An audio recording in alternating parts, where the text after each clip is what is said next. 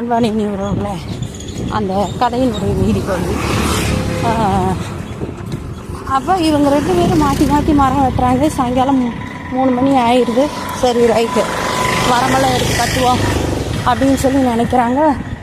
பார்த்தா போட்டிக்கு கூப்பிட்டவனுக்கு மரங்களே பெருசு அளவில் அவன் நார்மலாக எப்பவும் வெட்டுற அளவு கூட அவனால் வெட்ட முடியல.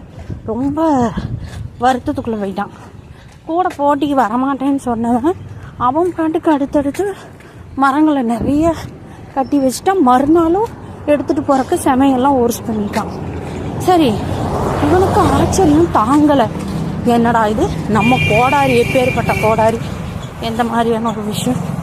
அப்போ இவ்வளோ தூரம் மரம் வெட்டியும் கூட இவனோட அளவுக்கு நம்மளால் வெட்ட முடியலையே, ஆனால் இவனை விட எக்ஸ்பீரியன்ஸ் நான் தானே அப்படின்னு அவனுக்கு தோண ஆரம்பிச்சு.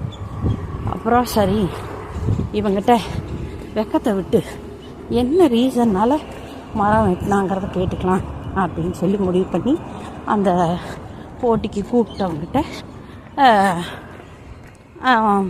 போய் பேசுகிறான். எப்பா, நான் உன்னை போட்டிக்கு கூப்பிட்டது தப்பு தான், ஆனால் என்னை விட நீ எப்படி இவ்வளோ ஒரு இதாக ஸ்பீடாக மரங்களை எல்லாம் வெட்ட முடிஞ்சது முன்னால் அப்படின்னு கேட்டான். கேட்டோன்னே நீ என்ன செஞ்சேன்னு கேட்கலாம். உடாமல் நான் அடுத்தடுத்து மரங்களை வெட்டிக்கிட்டே தான் இருந்தேன்.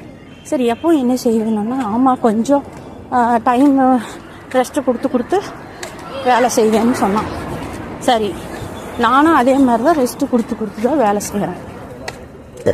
என்னால் வெட்ட முடிஞ்சதுக்கான ஒரு ரீசன், என் கையில் இருந்த கோடாரி ஒரு மரங்களையும் வெட்டி முடித்த உடனே ஒரு குறிப்பிட்ட நேரத்தில் அது மழுங்கிடும். சரியா, அதையே நான் அப்பப்போ தீட்டி மரங்களை வெட்டினேன்.